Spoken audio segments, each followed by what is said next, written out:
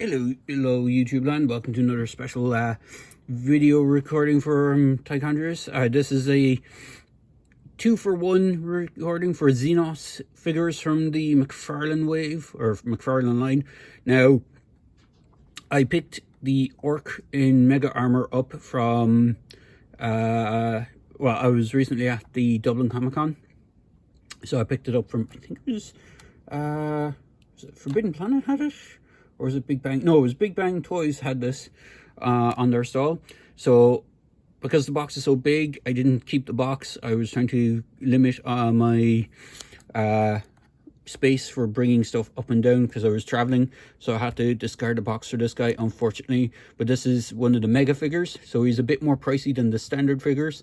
So the standard figures are around €20, 25. Whereas the mega figures are around the 40 to 50 price point, depending where you find them.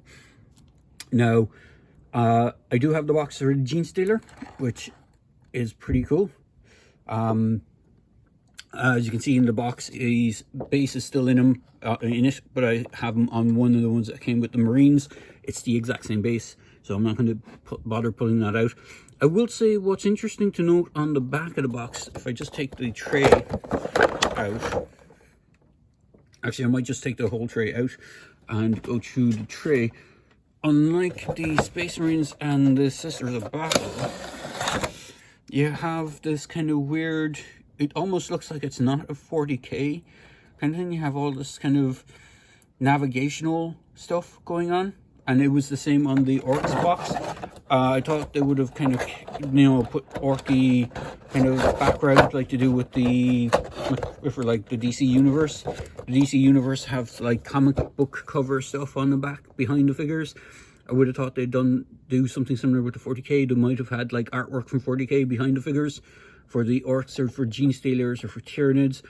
Not the case on these. They only seem to have done it with the Space Marines. They didn't seem to do it with, off the top of my head, I think the Necrons had just a generic kind of Space Marine stuff behind it as well. But they have, for whatever reason, they went with this.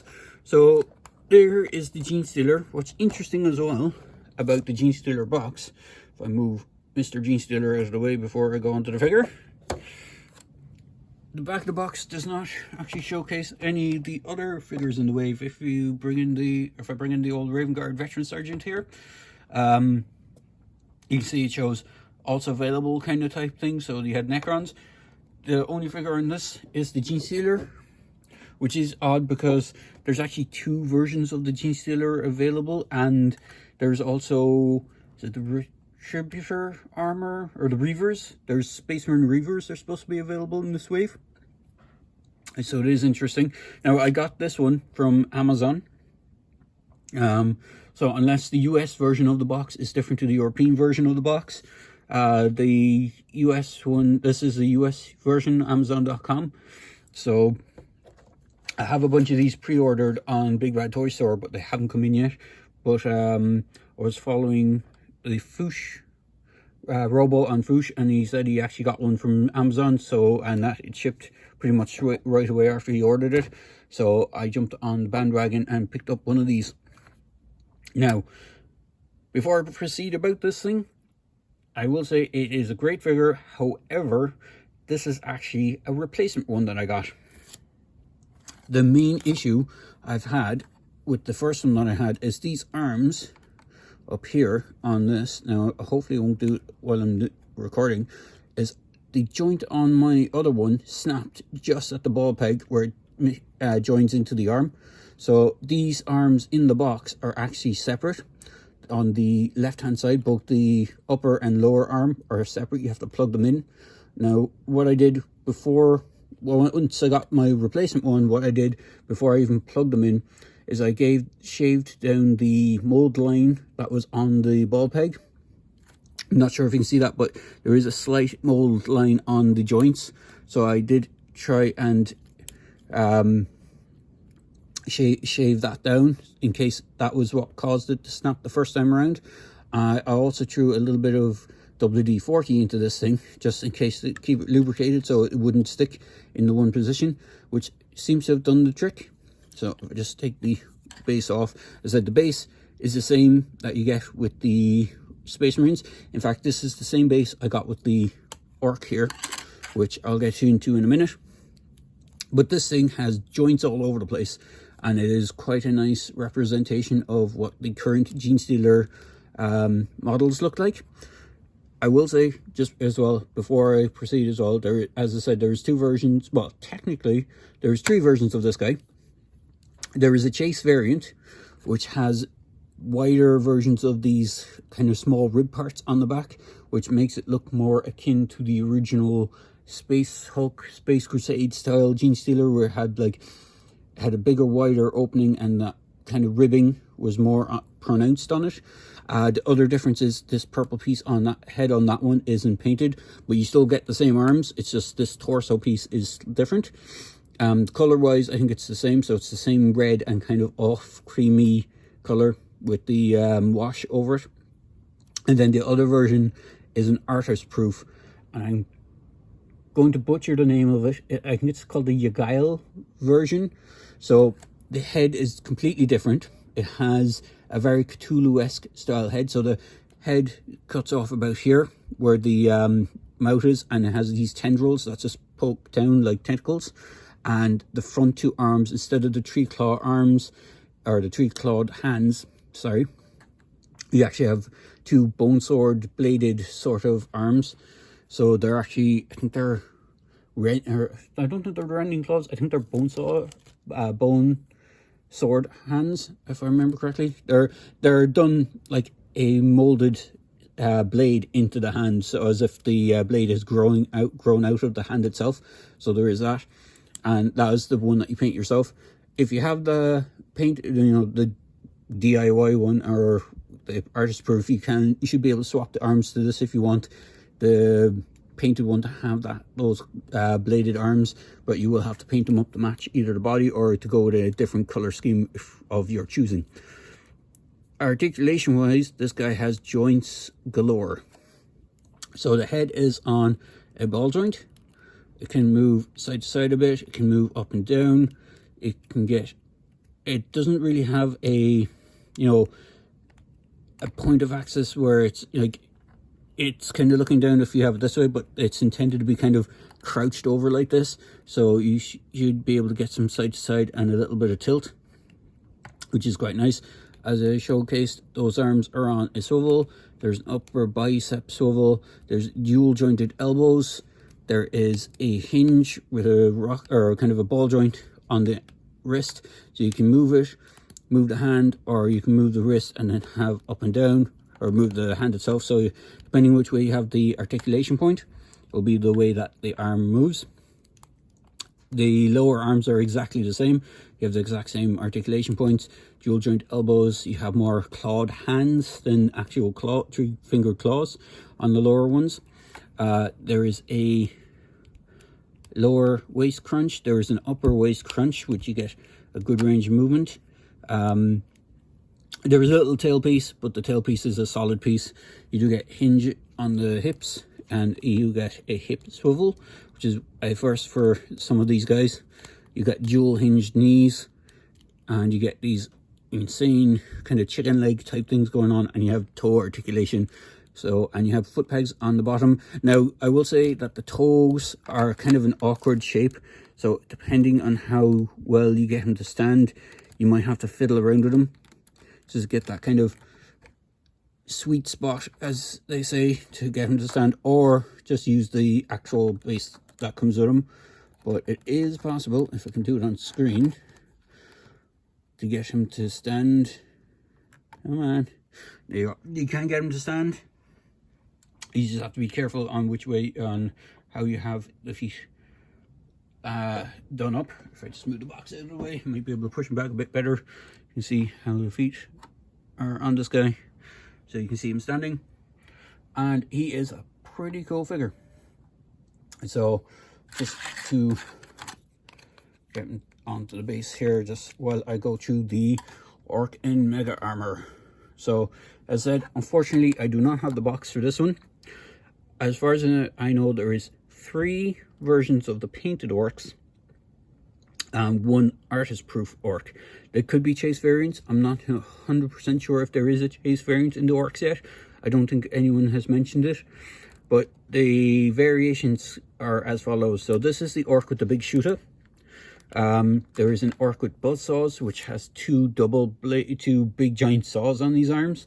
Then there's a big mech, which is a painted version, and I think he has one of the saw blade arms, and I think he has like a custom blaster, as well as a custom boss pole, which has the I think it's supposed to be the, not the teleporter, but the force field, custom force field on him. So there is that. Let me just pull up my camera a bit so you can see the top of his banner pole. So he does have a boss pole, as they're called, or a banner pole.